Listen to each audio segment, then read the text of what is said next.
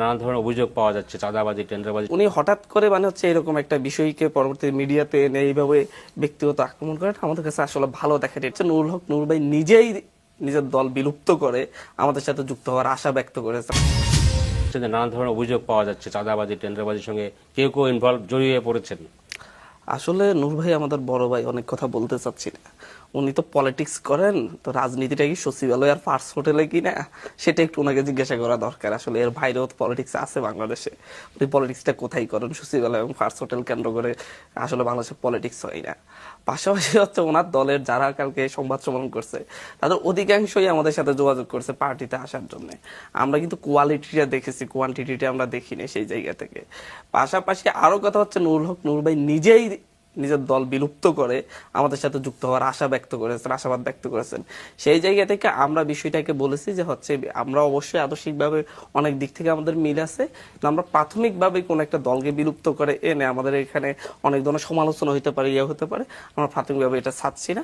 ভবিষ্যতে আমরা আপনাদের সাথে একসাথে এক উদ্দেশ্যে কেন্দ্র করে আমরা মুভ দিতে পারি, একসাথে মুভ দিয়ে দিতে পরবর্তীতে আসতে পারে। কিন্তু উনি হঠাৎ করে এরকম একটা বিষয়কে পরবর্তী মিডিয়াতে এনে এইভাবে ব্যক্তিগত আক্রমণ করেন আমাদের কাছে আসলে ভালো দেখেন। এটা রাজনৈতিক শিষ্টাচারের মধ্যে আমাদের পড়ছে বলে আমাদের কাছে মনে হয় নাই। আলাপ আলোচনা চলছে, উনিও হয়তো যে কোনো দিন আসতে চাইলে আসতে পারতেন, এবং সামনেও সুযোগ আছে, উনি আসতে পারবেন, সমস্যা নেই। অথবা আমাদের সুযোগ হলে যদি উনি আমাদেরকে নিতে চান, ওনার দলে যদি সেরকম সুযোগ সুবিধা থাকে আমরাও তো যেতে পারি, সেটা সমস্যা নেই। কিন্তু এটা এভাবে উপস্থাপন করার মতো কোনো কিছু ঘটছে বলে আমার মনে হয় না। পিরোজপুর ডিস্ট্রিক্টে দেখলাম ডিসিরা আপনাদের সমাবেশে আসার জন্য গাড়ি দিয়েছেন, কেউ কেউ চেয়েছেন তো উনি গাড়ি দিয়েছেন। না, এটা ঘটেছে আসলেই। এটার জন্য আমরা দুঃখ প্রকাশ করতেছি এই মিডিয়াতেই। আমরা আসলে এটাকে খুব কঠিন ভাবে হ্যান্ডেল করেছি। কেউ যেন কোনোভাবেই কোনো রাষ্ট্রীয় সুযোগ সুবিধাকে কাজে লাগাতে না পারে। যদিও সেখানকার ডিসি যেই বিষয়টা বলেছেন যে আহতদের একটা অংশ গিয়ে ওনাকে চাপ প্রয়োগ করে ওনার থেকে ইয়ে নিয়েছেন। আসলে আহতদের অনেকগুলো আন্দোলন আপনারাও দেখেন, দেখেন। পাশাপাশি ওখানে কিন্তু গভর্নমেন্টের পক্ষ থেকে কোনো ধরনের ইয়ে দেয় না। গভর্নমেন্ট সুপারিশ করছে নাকি উনি ডিসি হিসাবে যে কয়েকটা বাস দেওয়ার জন্য আহতদেরকে যাতায়াতের জন্য। তারপরে এটা অনুচিত হয়েছে, অসুন্দর হয়েছে। আমাদের নতুন রাজনৈতিক দলের উত্থানের সময়, আত্মপ্রকাশের সময় এরকম বিষয়টা আমাদের জন্য সত্যি একটা বিব্রতকর অবস্থায় আমাদেরকে ফেলেছে। আমরা জাতির কাছে এটা নিয়ে দুঃখ প্রকাশ করছি। আসলে এরকম যারা করেছে আমরা তাদেরকে কারণ দর্শানোর নোটিশ দিব।